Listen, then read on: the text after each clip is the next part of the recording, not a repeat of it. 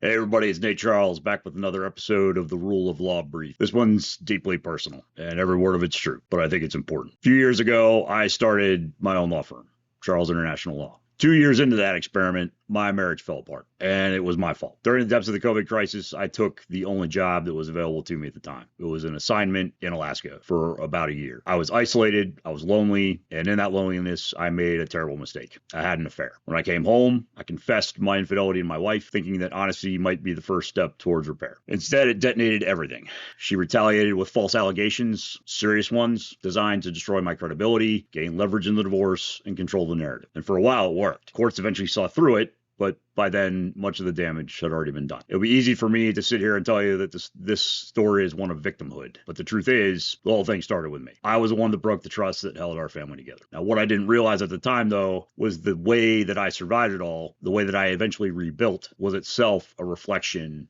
of privilege.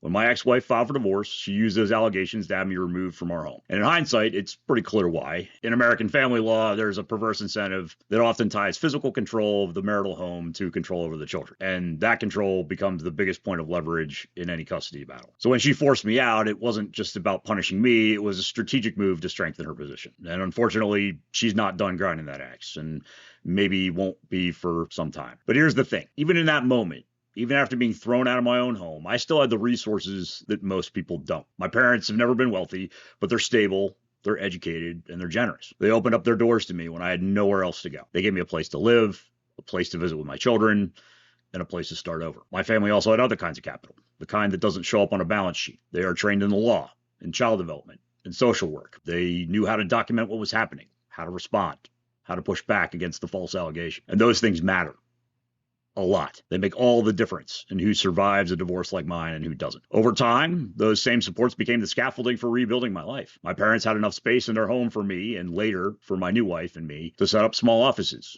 to run our businesses.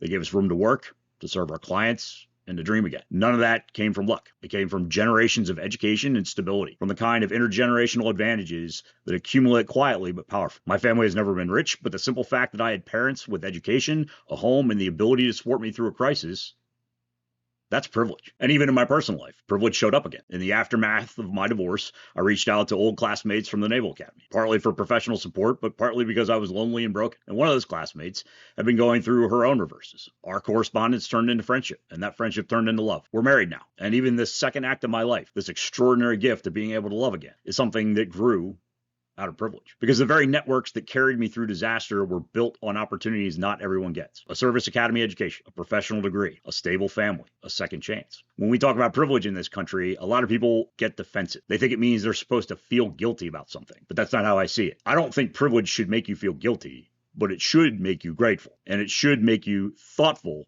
about how you use privilege. Privilege doesn't mean you can't fail. It means that when you do, the world gives you tools to rebuild. And if we're serious about fairness in this country, we have to start by acknowledging that not everyone gets those tools. I'm grateful for mine. I'm grateful for mine. And I'm trying, in my own imperfect way, to make sure they don't end with me. Because the most important lesson that I've learned in my adult life, and the fault line that divides almost everyone in this world, isn't political. It's not male or female. It's not rich or poor. It's not Republican or Democrat, Christian, Muslim, or Jew. The real fault line is this.